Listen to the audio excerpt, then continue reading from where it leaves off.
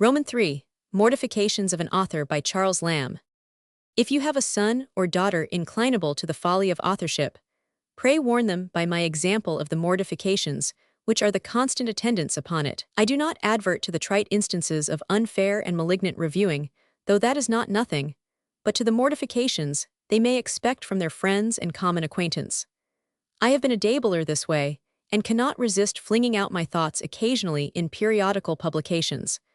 I was the chief support of the magazine while it lasted, under the signature of Olindo. All my friends guessed, or rather knew, who Olindo was, but I never knew one who did not take a pleasure in affecting to be ignorant of it. One would ask me whether I had read that clever article in the magazine of this month, and here I began to prick up my ears, signed Zekiel Homespun. Then my ears would flap down again. Another would praise the verses of XYZ.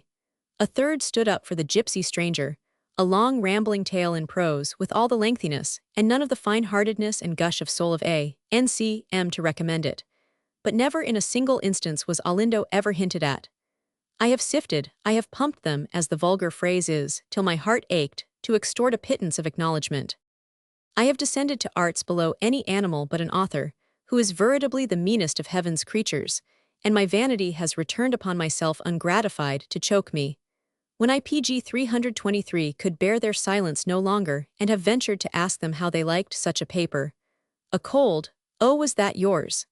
is the utmost I ever obtained from them. A fellow sits at my desk this morning, spelling the New Times over from head to tail, and I know that he will purposely skip over this article because he suspects me to be lepus. So confident am I of this, and of his deliberate purpose to torment me, that I have a great mind to give you his character, knowing that he will not read it, but I forbear him at present. They have two ways of doing it. The magazine is very sprightly this month, Anticlericus has some good hits, The Old Baker is capital, and so forth. Or the same magazine is unusually dull this month, especially when Olindo happens to have an article better or longer than usual. I publish a book now and then, in the very nick of its novelty, the honeymoon, as it were, when with pride I have placed my bantling on my own shelves in company with its betters. A friend will drop in and ask me if I have anything new. Then, carefully eluding mine, he will take down The Angel of the World, or Barry Cornwall, and beg me to lend it him. He is particularly careful of new books, but he never borrows me. To one lady I lent a little novel of mine, a thing of about 2 hours reading at most, and she returned it after 5 weeks' keeping, with an apology that she had so small time for reading. I found it doubled down at the last leaf but one, just at the crisis of what I conceived to be a very affecting catastrophe. Oh, if you write, dear reader, keep the secret inviolable from your most familiar friends. Do not let your own father, brother, or your uncle know it, not even your wife. I know a lady who prides herself upon not reading any of her husband's publications, though she swallows all the trash she can pick up besides.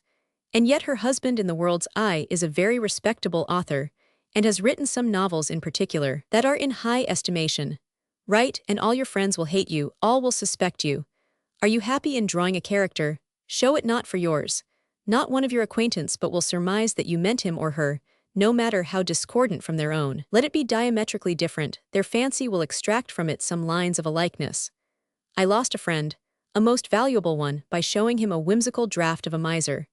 He himself is remarkable for generosity, even to carelessness in PG 324 Money Matters, but there was an expression in it, out of Juvenal, about an attic, a place where pigeons are fed, and my friend kept pigeons. All the waters in the Danube cannot wash it out of his pate to this day, but that in my miser I was making reflections upon him.